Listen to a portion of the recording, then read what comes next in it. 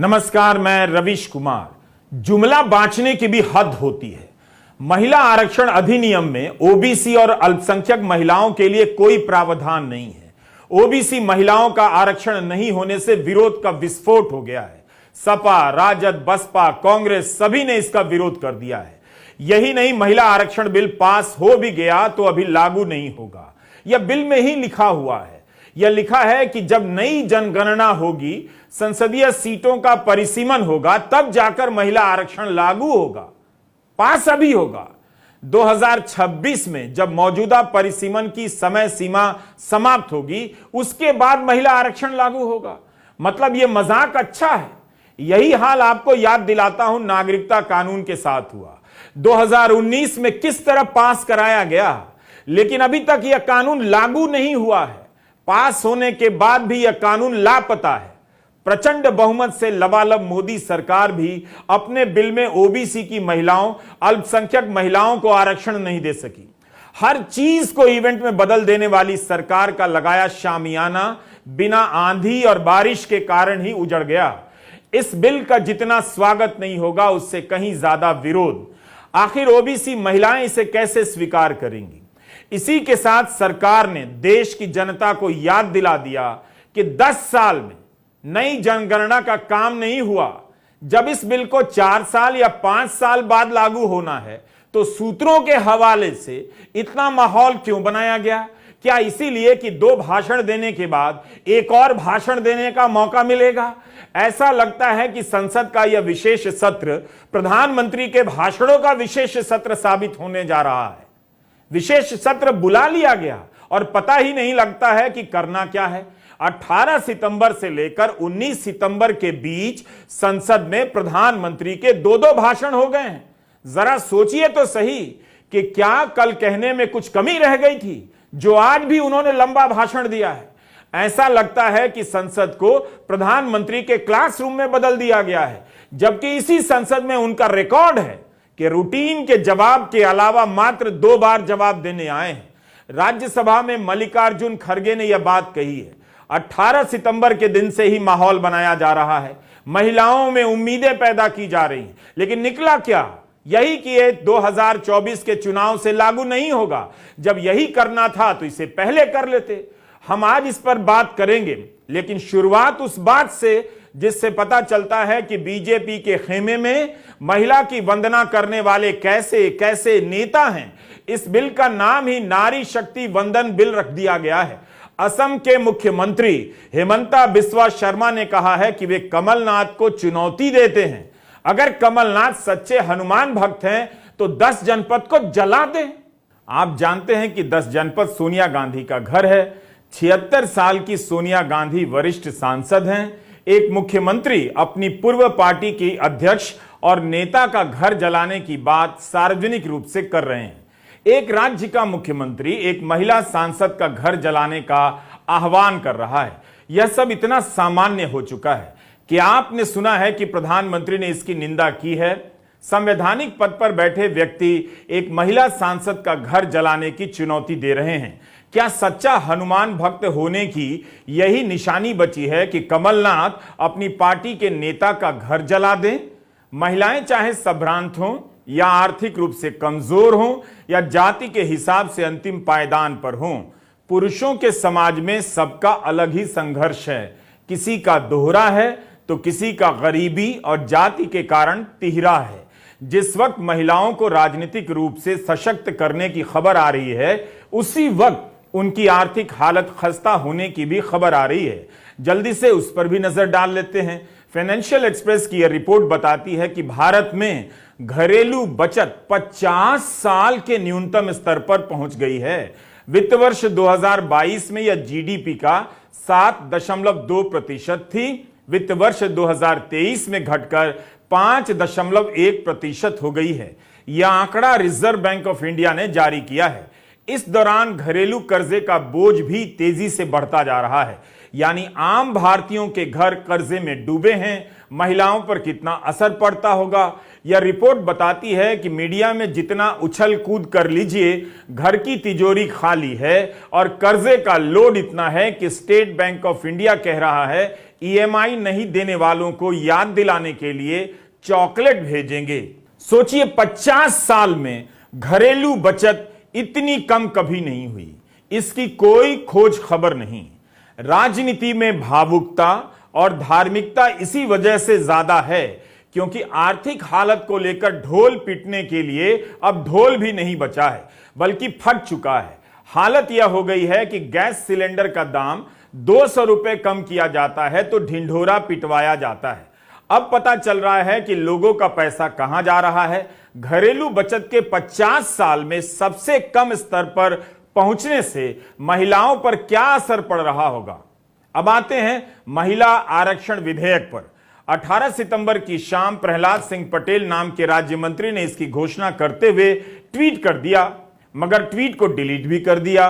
संसद के परिसर में बड़ी संख्या में महिलाओं की यह कतार बता रही है कि सूत्रों के हवाले से आई खबर सही है। ये सभी महिलाएं संसद की दर्शक दीर्घा में बैठने के लिए जा रही हैं ताकि महिला आरक्षण विधेयक के इस नए इतिहास का गवाह बन सकें। लेकिन इन्हें भी पता नहीं होगा कि जिस बिल को इतिहास बनते हुए देखने आई हैं वो 2026 से पहले तो लागू ही नहीं हो सकता। यह भी इतिहास है जो कानून अभी 3-4 साल बाद लागू होगा, उसके पास होने पर ताली बजाने के लिए इन्हें बुलाया गया है। 9 मार्च 2010 को यूपीए ने इसे राज्यसभा में पास करा लिया था, मगर लोकसभा में पास नहीं हुआ। इसका कारण यह था कि इस विधेयक में अनुसूचित जाति जनजाति के लिए आरक्षण तो था, मगर ओबीसी के लिए आरक्षण नहीं था। उम्मीद थी कि प्रधानमंत्री नरेंद्र मोदी अपने बिल में ओबीसी महिलाओं को आरक्षण देंगे, मगर ओबीसी का जिक्र नहीं है। कांग्रेस ने एक नहीं कई बार कहा कि सरकार जिस भी रूप में लाएगी बिना शर्त समर्थन कांग्रेस देगी। तो क्या कांग्रेस अब इस बिल को सपोर्ट कर पाएगी? इंडिया गठबंधन के बाकी घटकों के विरोध को नजरअंदाज कर पाएगी कि इस बिल में ओबीसी महिलाओं का आरक्षण नहीं है?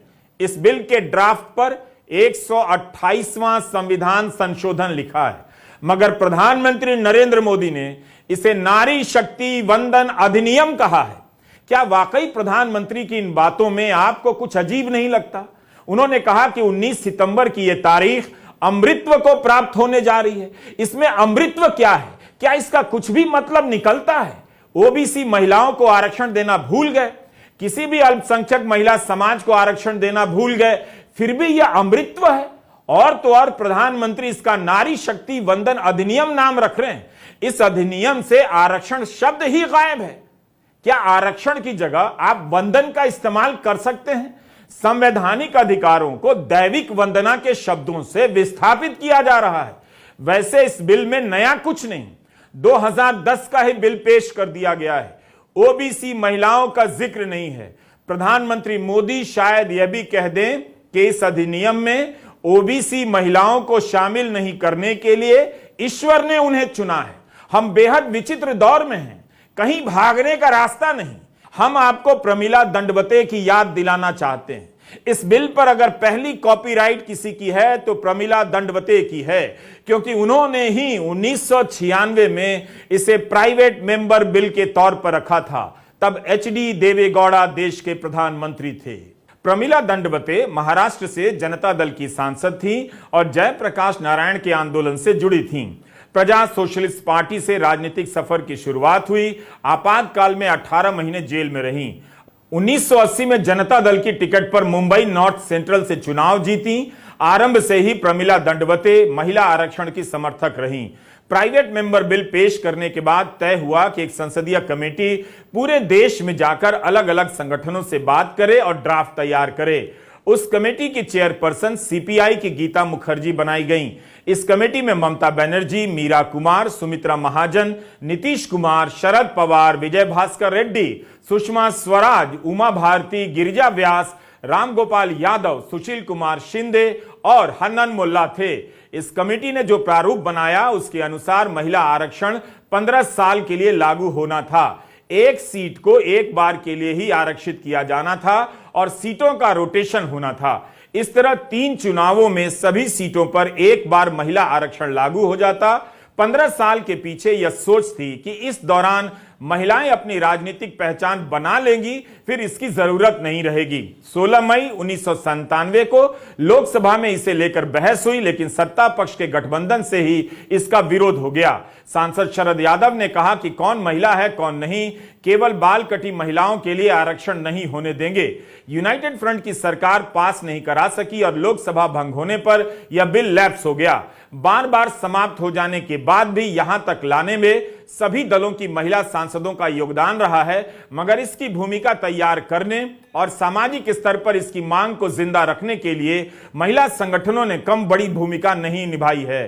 रास्ता रोको, भूख हड़ताल, दिल्ली से कन्याकुमारी तक की रेल यात्रा, कई महिला संगठनों का साथ आना, यही कारण था कि किसी अंधेरे कोने में रख देने के बाद भी यह बिल सबको दिखाई देता रहा।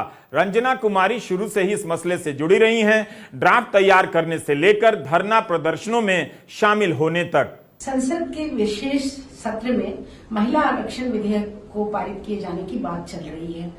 मुझे लगता है कि ये देश की महिलाओं के प्रति सबसे बड़ा न्याय होगा, क्योंकि आज 3 दशक हो गए जब पहली बार श्रीमती प्रमिला दलवते सांसद रहते हुए इस बिल को पार्लियामेंट में लाई थी। उसके बाद एक पार्लियामेंट्री संसदीय कमेटी बनी थी, जिस कमेटी ने पूरे देश में घूम करके राय जानने की कोशिश की थी। वापस आने के बाद गीता मुखर्जी के नेतृत्व वाली कमेटी में ये बिल बनाया गया और फिर उसके बाद उसको संसद में रखा गया। लेकिन बड़े दुर्भाग्य की बात है कि जब महिलाओं की हिस्सेदारी की बात आती है तो हम सारे लोकतंत्र के नियमों को भूल जाते हैं, और जो इस समय महिलाओं को मिलना चाहिए वो आज तक नहीं मिला, जबकि आजादी की पूर्व संध्या पर ही ये बात कही गई थी कि बराबरी होनी चाहिए।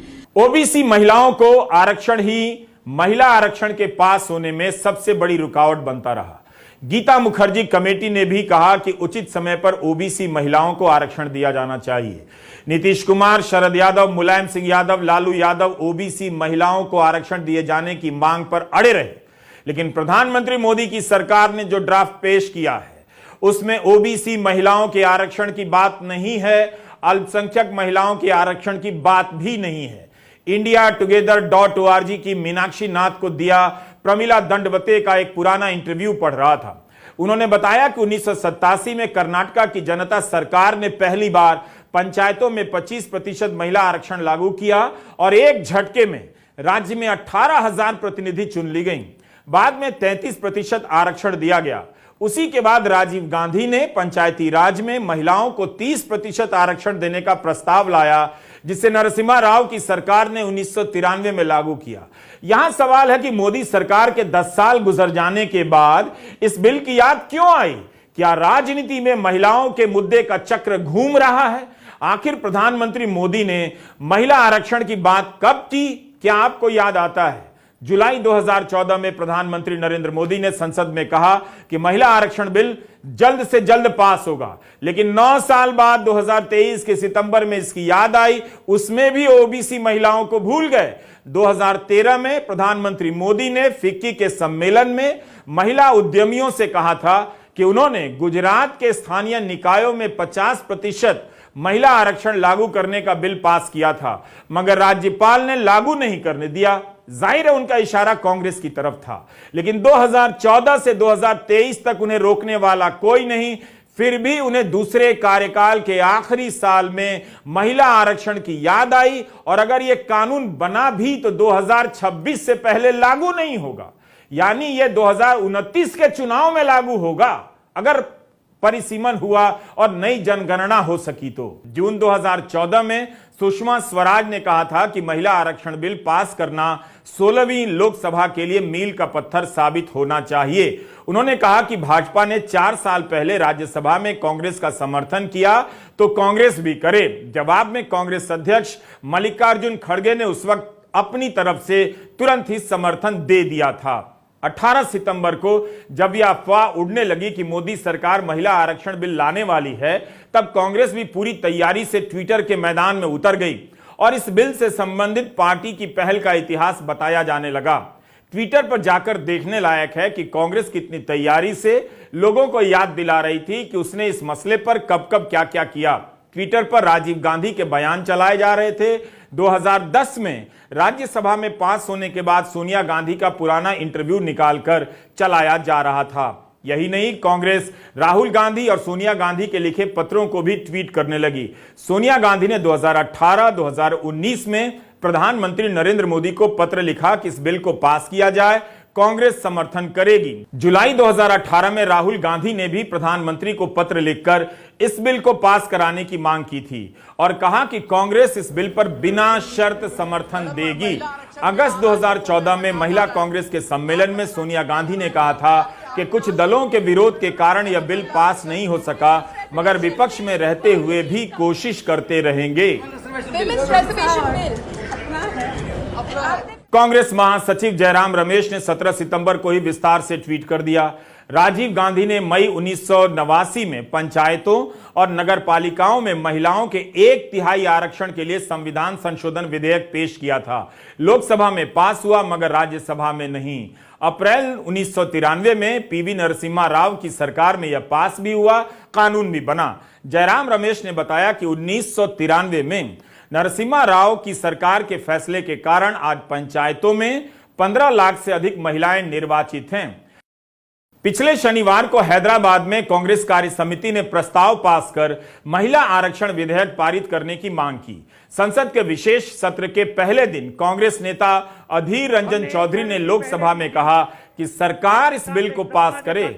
रविवार को कांग्रेस की तेलंगाना में बड़ी रैली हुई। इस रैली में कांग्रेस की 6 गारंटी में से 3 गारंटी महिलाओं से जुड़ी थीं। हर महिला को प्रति माह 2500, बस यात्रा फ्री और गैस का सिलेंडर 500 रुपए में। कर्नाटका में भी कांग्रेस ने यही वादा किया, लागू किया। सितंबर 2021 में तमिलनाडु सरकार ने सरकारी नौकरियों में महिलाओं के लिए आरक्षण 30% से बढ़ाकर 40% कर दिया। हाल की राजनीति में महिला वोटरों तक पहुंचने की राजनीति अलग ही मोड़ ले रही है। शायद यह वजह भी हो सकती है कि 10 साल तक जो बिल याद नहीं आया, प्रधानमंत्री नरेंद्र मोदी को याद आने लगा। मैं आज इस देश की एक महिला होने के नाते बोलना चाहती हूं, एक वो महिला जो नौकरी करती थी और फिर लगा कि सार्वजनिक जीवन में बदलाव का सबसे सशक्त माध्यम है राजनीति से जुड़ जाना। ऐसा इस देश की बहुत सारी महिलाओं को लगता है। एक आधी आबादी है जिसको यह लगता है कि उनका प्रतिनिधित्व होना चाहिए, उनको आरक्षण मिलना चाहिए। तो जब मोदी सरकार ने विमेंस रिजर्वेशन बिल की, महिला आरक्षण की बात की, तो हम प्रफुल्लित हो उठे। हमें लगा चलो जो काम हमने शुरू किया था, जिसकी ओरिजिनल शिल्पकार यूपीए की सरकार श्रीमती सोनिया गांधी थी, हमने राज्यसभा में बिल पारित कराया था, अब वो क्रियान्वित होगा। लेकिन अब पता चला कि मोदी जी की नीति और नियत दोनों में खोट है। आज भी महिला आरक्षण पर किंतु परंतु अपितु से पूरा बिल भरा पड़ा है। आज भी यह जुमला इसलिए दिया गया क्योंकि अपनी आगामी हार साफ दिख रही है और मोदी जी के स्कोर कार्ड पर नील बटा सन्नाटा है।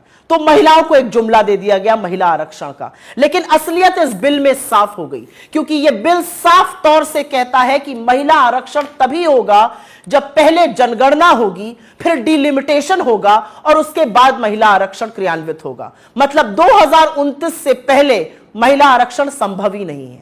जिन लोगों को लग रहा था कि 2024 में 10 साल सत्ता चलाने के बाद मोदी जी एक काम तो अच्छा कर जाएंगे, उनको भी ठग लिया मोदी जी ने। आज इस देश की महिलाएं अपने आप को ठगा महसूस कर रही हैं, क्योंकि डिलिमिटेशन, जनगणना होते होते 2029 तक ही यह संभव हो पाएगा।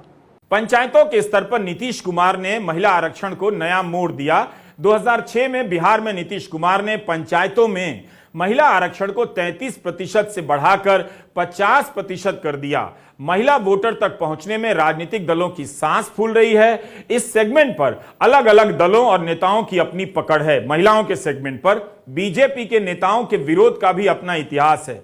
उमा भारती जैसी महिला सांसदों ने ओबीसी महिलाओं को लेकर विरोध किया, तो दूसरे नेताओं की आपत्ति का आधार अलग रहा। यह अप्रैल 2010 की रिपोर्ट है, हिंदुस्तान टाइम्स के विकास पाठक की। रिपोर्ट में लिखा है कि भाजपा के वरिष्ठ सांसदों द्वारा पब्लिक में महिला आरक्षण का विरोध पार्टी के लिए शर्मिंदगी का कारण बन गया है। योगी आदित्यनाथ के बारे में इस रिपोर्ट में लिखा है कि वे 1 महीने से सार्वजनिक रूप से पार्टी की लाइन का विरोध कर रहे हैं। बिल के संदर्भ में पार्टी द्वारा व्हिप इश्यू करने के मामले पर योगी का बयान छपा है कि हम जनता के प्रतिनिधि हैं, बंधुआ मजदूर नहीं। हम पार्टी के सभी सांसदों के बीच इस पर बहस चाहते हैं, नहीं तो मैं सांसदी से इस्तीफा दे दूंगा। दिल्ली के एसी कमरों में बैठे लोग पब्लिक पॉलिसी नहीं तय कर सकते हैं।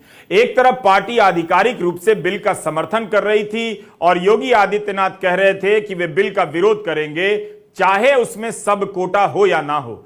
यहां तक उन्होंने कह दिया कि इस बिल के पास होने से भारतीय राजनीतिक सिस्टम डूब जाएगा। योगी ने तो महिला आरक्षण को सीधा बच्चों की देखरेख पर खतरे से भी जोड़ दिया था। योगी आदित्यनाथ उत्तर प्रदेश के मुख्यमंत्री हैं और जाहिर है अब इसका विरोध नहीं कर पाएंगे। इस बिल के पेश होते ही समर्थन करने वालों में वे सबसे आगे नजर आ सकते हैं। यही नहीं, ऑल्ट न्यूज के मोहम्मद जुबैर ने बीजेपी के आईटी सेल के चीफ अमित मालवीय के पुराने बयान और ट्वीट निकाल दिए हैं। 2010 में अमित मालवीय लिखा करते थे कि सोनिया गांधी पूरे देश को ताक पर रख रही हैं क्योंकि अपना एजेंडा पूरा करना चाहती हैं। क्या उनके एमपी उनका विरोध करेंगे? अमित मालवीय लिख रहे हैं कि प्रिय महिलाओं, राहुल गांधी को लगता है कि आपको सिर्फ 12 सिलेंडर और 50% आरक्षण चाहिए। अफसोस है कि अगर कांग्रेस जीत गई तो वे प्रधानमंत्री होंगे। 2013 में अमित मालवीय लिखते हैं कि आरक्षण का कोई सेंस नहीं, मुझे नहीं लगता औरतों को आरक्षण चाहिए, औरतों को भी ऐसा नहीं लगता। इस ट्वीट के कुछ हफ्तों के बाद लिखते हैं, एक तरफ जब हमें सभी तरह के आरक्षण हटाने के बारे में बात करनी चाहिए, वहीं महिला आरक्षण को लेकर नई मांग छेड़ी जा रही है। हमें अमित मालवीय द्वारा इसका कोई जवाब नहीं मिला। बीजेपी के आईटी सेल के चीफ अमित मालवीय का ट्वीट है कि सभी प्रकार का आरक्षण समाप्त हो जाना चाहिए। आज वे क्या करेंगे? तेजस्वी सूर्या बीजेपी के चहेते नेता रहे हैं और सांसद हैं। इनका एक ट्वीट याद दिलाना चाहता हूं। अगर यह विधेयक पास हो गया तो कितने सांसद, खासकर भाजपा के और नेता उनके, मजबूरी में इसका स्वागत करते नजर आएंगे। तेजस्वी सूर्या के इस ट्वीट की खोज भी ऑल्ट न्यूज के मोहम्मद जुबैर ने की है। यह काम गोदी मीडिया के पत्रकारों को करना चाहिए, लेकिन आज वे केवल मोदी मोदी करेंगे। इसी के लिए पत्रकारिता में आए हैं। आप भी टीवी चलाकर देखिएगा कि इनके कवरेज में विपक्षी दलों को कितना स्पेस यानी कितनी जगह मिलती है। और न्यूज के जुबैर ने तेजस्वी सूर्या के एक पुराने ट्वीट का स्क्रीनशॉट पोस्ट किया है, जिसमें वे कह रहे हैं कि महिला आरक्षण के अलावा मोदी सरकार का एजेंडा प्रेरणादायक है। उस दिन से डर लगता है जिस दिन महिला आरक्षण एक सच्चाई बन जाएगा। यह ट्वीट अब डिलीट कर दिया गया है। 10 जून 2014 का यह ट्वीट है। तो अब वो दिन आ गया है। तेजस्वी सूर्या कितने डरे हुए हैं वही बता सकते हैं। वैसे आज वे तारीफ करते नहीं थकेंगे। इस बिल का विरोध करने वालों में असदुद्दीन ओवैसी भी थे। तब उन्होंने कहा था कि यह बिल मुसलमानों के हित में नहीं है। अगर यह पास हुआ तो मुस्लिम सांसदों की संख्या और घट जाएगी। इस पूरी बहस से मुस्लिम महिलाएं गायब कर दी गई हैं, जैसे वो किसी भी कैटेगरी में आती ही नहीं है। सवाल है, क्या महिलाएं मुस्लिम महिलाओं की बात करने का साहस जुटा पाएंगी? 3 तलाक के नाम पर मुस्लिम महिलाओं का चैंपियन बनने वाले प्रधानमंत्री नरेंद्र मोदी भी महिला आरक्षण में उनकी हिस्सेदारी भूल गए। भारत में जब कठुआ हुआ, जब बिल्किस बानो के अपराधियों को, बलात्कारियों को छोड़ा गया, उस समय भरपूर मात्रा में महिला सांसद और विधायक भारत के संसद में थी और इन लोगों ने कुछ भी नहीं कहा। जब मुसलमान महिलाओं का बलात्कार होता है, लड़कियों का, बच्चियों का, या उनके बुरखे नोचे जाते हैं, या सुल्ली बाई बुल्ली डील होती है, उन्हें ऑनलाइन ऑक्शन किया जाता है, नीलामी की जाती है, कुछ भी होता है अपराध मुस्लिम महिलाओं के साथ, तो ये सभी महिलाएं जो संसद में हैं, जो मंत्री हैं, ये सब चुप रहती हैं। यहाँ तक कि महिला और बाल कल्याण विकास मंत्री स्मृति ईरानी भी चुप रहती हैं, जबकि उनका ये काम है। National human rights commission, national women rights commission, ये सब विभाग भी चुप रहते हैं। ऐसे में ये अब जरूरी है, जो पीड़ित वर्ग है, जो पीड़ित समाज है, जिसके मानवाधिकारों का उल्लंघन होता है, जिनके साथ अपराध होता है, लाजमी तौर पे सिर्फ वही वर्ग से आने वाली महिलाओं को यहाँ बिठाया जाए। महिला और बाल कल्याण में अगर मुकेश अंबानी की पत्नी को या जुबिन ईरानी की पत्नी को आप ला करके बिठाएंगे तो वो किसी कठुआ की पीड़िता का दर्द नहीं महसूस कर सकती है। तो सबसे पहले तो ये हो कि अभी जो भी पद हैं महिलाओं के लिए, उन सब में दलित, आदिवासी और पिछड़े मुसलमान और पिछड़े ईसाई और सिख यानी कि पिछड़े अकलियतों के समाज से महिलाएं बिठाई जाएं, उनको पद दिए जाएं, जिससे कि वो अपने काम को और अपने पद को सार्थक कर सकें। तो ऐसे में हमें सजग रहना पड़ेगा कि कहीं ऐसा ना हो कि साध्वी प्राची या यतीमा चेतानंद सरस्वती या साध्वी पूजा शकुन जो बापू के पुतले को गोली मारती हैं और खून बहाती हैं, इस तरह की महिलाएं और ज्यादा मात्रा में आकर के न भर जाएं। मुस्लिम महिलाओं, सिख और ईसाई महिलाओं की कोई बात नहीं, ओबीसी महिलाओं की कोई बात नहीं। यह बिल राजनीति में टकराव का कारण बनेगा और हो सकता है इंडिया गठबंधन में दरारें भी पैदा करे। समाजवादी पार्टी के नेता अखिलेश यादव ने ट्वीट किया है कि महिला आरक्षण में लैंगिक न्याय और सामाजिक न्याय का संतुलन होना चाहिए। पिछड़े, दलित, अल्पसंख्यक, आदिवासी महिलाओं का आरक्षण स्पष्ट होना चाहिए। राजद नेता राबड़ी देवी ने कहा है कि महिला आरक्षण के अंदर वंचित, उपेक्षित, खेतीहर एवं मेहनतकश वर्गों की महिलाओं की सीटें आरक्षित हों। मत भूलो, महिलाओं की भी जाति है। समाजवादी पार्टी की राज्यसभा सांसद जया बच्चन ने कहा है कि महिला आरक्षण बिल को समर्थन देंगे, लेकिन आरक्षण के भीतर आरक्षण दिया जाए। उनका तात्पर्य ओबीसी और अनुसूचित जाति की महिलाओं के लिए अलग से आरक्षण के बारे में है। आम आदमी पार्टी के सांसद राघव चड्ढा ने कहा है कि महिला आरक्षण लाएंगे मगर तारीख नहीं बताएंगे। देश की महिलाओं को नई जनगणना और परिसीमन का इंतजार करना पड़ेगा। हम इसे तुरंत लागू करने की मांग करते हैं। प्रकाश अंबेडकर ने कहा है कि इसमें ओबीसी महिलाएं शामिल नहीं हैं, यह बिल अधूरा है। कांग्रेस महासचिव जयराम रमेश ने भी कहा है कि चुनावी जुमलों के मौसम में यह सबसे बड़ा जुमला है। यह करोड़ों भारतीय महिलाओं और लड़कियों के साथ धोखा है। कांग्रेस ने पहले ही कहा है कि मोदी सरकार ने 2021 की जनगणना नहीं की। भारत G20 में एकमात्र ऐसा देश है जिसने अभी तक जनगणना नहीं की है। बिल में कहा जा रहा है कि महिलाओं के लिए आरक्षण कानून बनने के बाद लागू होगा, यानी पहली जनगणना और परिसीमन के बाद लागू होगा। जयराम रमेश ने सवाल किया है कि जनगणना आखिर कब होगी? क्या 2024 से पहले हो जाएगी? इसका मतलब है कि आज के यह बिल हेडलाइन के लिए है, जबकि कोई तारीख स्पष्ट नहीं की गई है। प्रधानमंत्री नरेंद्र मोदी ने बेटी बचाओ बेटी पढ़ाओ के नाम पर महिलाओं तक पहुंचने की कोशिश 2014 से ही शुरू कर दी थी। हालांकि यह योजना क्या है आज तक किसी को पता नहीं। इसके बारे में पढ़ने को यही मिलता है कि इसके प्रचार पर ही ज्यादा खर्च हो गया। उज्ज्वला योजना, स्वच्छ भारत योजना, जनधन योजना के तहत भी महिलाओं को ही टारगेट किया गया। गर्भवती महिलाओं के लिए प्रधानमंत्री मातृ वंदन योजना लाई गई। पोषण अभियान और जननी शिशु सुरक्षा जैसी कई योजनाएं हैं जिनका सीधे महिलाओं से संबंध है। राजनीतिक रूप से देखें तो महिलाओं का बड़ा हिस्सा बीजेपी को वोट करने लगा है। इस वोट में कांग्रेस ने गृहलक्ष्मी योजना के जरिए पहली बार कर्नाटका में सेंध लगाई, जिसके तहत परिवार की मुखिया महिला को 2000 रुपए प्रति माह दिए जा रहे हैं। इस स्कीम में 1.25 करोड़ से अधिक महिलाओं ने पंजीकरण करवाया है। कर्नाटका में महिलाओं के लिए शक्ति स्कीम के तहत मुफ्त बस यात्रा की सुविधा दी गई है, जिसके लागू होते ही जुलाई महीने में 16 करोड़ महिलाओं ने यात्राएं की।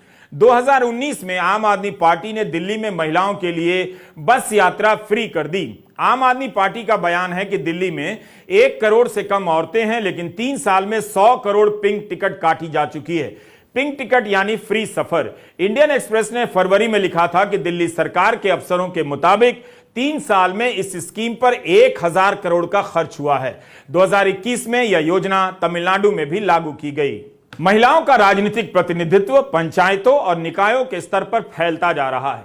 कुछ वाजिब आलोचनाएं होती हैं कि मुखिया चुने जाने के बाद उनके पति काम करने लग जाते हैं और खुद को मुखिया पति कहते हैं। हालांकि ऐसा नहीं होना चाहिए, लेकिन यह भी एक बड़ा बदलाव है कि ऐसे नकारे पति अपनी पहचान चुनी गई मुखिया पत्नियों के नाम से करते हैं और गर्व महसूस करते हैं। थोड़ा तो बदलते ही होंगे। भारत जैसे देश में इतनी आसानी से महिलाओं के लिए बदलाव नहीं आएगा, मगर पंचायतों में आरक्षण के कारण बहुत सारी महिलाओं को अपना श्रेष्ठ साबित करने का मौका भी मिला। ज्यादा चिंता की बात है कि औद्योगिक क्षेत्रों में महिलाओं की भागीदारी बहुत उत्साहजनक रफ्तार से नहीं बढ़ रही है। जून 2023 में द वायर में दीपांशु मोहन और श्रिया भयाना की एक रिपोर्ट छपी है। इसके अनुसार मोदी सरकार के 9 साल में महिलाओं की भागीदारी घटी है। विश्व बैंक का डेटा है कि 2012 में female labour force participation rate 27% था, जो 2021 में घटकर 22.9% हो गया। 2022 में थोड़ा सा बढ़ा और 23.9% पहुंचा। यह वृद्धि भी खेती में महिलाओं की भागीदारी के कारण हुई थी। यह रिसर्च अशोका यूनिवर्सिटी के centre for economic data and analysis CEDA ने किया है। उत्तर भारत को सोचना चाहिए कि देश में काम करने वाली सर्वाधिक महिलाएं तमिलनाडु में क्यों हैं। वहां की महिलाओं में यह कौशल कब और कैसे आया, कैसे वहां की महिलाएं ताकतवर वर्कफोर्स में बदल गईं। आप तमिलनाडु जाइए, वहां बड़ी संख्या में महिलाएं फैक्ट्रियों में काम पर जाती दिखेंगी। कंपनियां उन्हें बस सेवाएं भी उपलब्ध कराती हैं। उत्तर भारत से अलग ही नजारा यहां देखने को मिलता है। 2019-20 के वार्षिक सर्वे ऑफ इंडस्ट्रीज के अनुसार भारत की 16 लाख कामकाजी महिलाओं में से करीब 7 लाख यानी 43% केवल तमिलनाडु में हैं। मार्च 2023 की खबर है कि तमिलनाडु में फीमेल लेबर फोर्स पार्टिसिपेशन 32% है, जो कि देश के रेट का करीब दुगना है। हालांकि इसी साल हिंदू ने अपनी रिपोर्ट में लिखा है कि औरतों की भागीदारी बढ़ने के साथ ही कुछ समस्याएं भी हैं, जैसे पुरुषों और महिलाओं के बीच आय का फर्क बढ़ा है, मजदूरी का फर्क बढ़ा है, काम का असंगठित होना और काम करने की जगहों पर पुरुषों और महिलाओं में फर्क किया जाना एक वजह है। एक ही राज्य है जहां पुरुष और महिलाओं की भागीदारी लगभग बराबर है, वो राज्य है मणिपुर। 2019-20 में मैन्युफैक्चरिंग सेक्टर में मणिपुर में महिलाओं की भागीदारी पुरुषों से ज्यादा पाई गई। सोचिए उस मणिपुर का क्या हाल हो गया है। प्रधानमंत्री उसकी बात नहीं करते, ना वहां जाते हैं। खैर, हमने ये बात इसलिए बताई कि महिलाओं के मुद्दों का संघर्ष अभी किसी भी मुकाम पर नहीं पहुंचा है। कई सेक्टर में उन्हें पुरुषों से कम मजदूरी मिलती है। बड़ी बड़ी कंपनियों में यह सैलरी और मजदूरी का अंतर देखा जा रहा है। इस बिल के जरिए आरक्षण अपना तीसरा पड़ाव पूरा करेगा। आरक्षण का मूल आधार सामाजिक न्याय ही रहा है, मगर इसमें आर्थिक और लैंगिक न्याय भी जुड़ गया है। 2018 में मोदी सरकार ने आर्थिक आधार पर आरक्षण लागू कर दिया। इस आरक्षण का सामाजिक न्याय के पक्षधर लोग आज भी आलोचना करते हैं और कई गंभीर सवाल उठाते हैं। लैंगिक न्याय को लेकर सामाजिक न्याय के पक्षधरों का कोई विरोध नहीं है। उनकी आपत्ति इस बात को लेकर है कि महिला आरक्षण सामाजिक न्याय की अवधारणा पर ही खरा उतर सकता है तभी जब अनुसूचित जाति जनजाति के साथ साथ पिछड़ी जाति की महिलाओं को भी आरक्षण मिले। लेकिन मुस्लिम महिलाओं की बात कोई नहीं करता है। नमस्कार, मैं रवीश कुमार।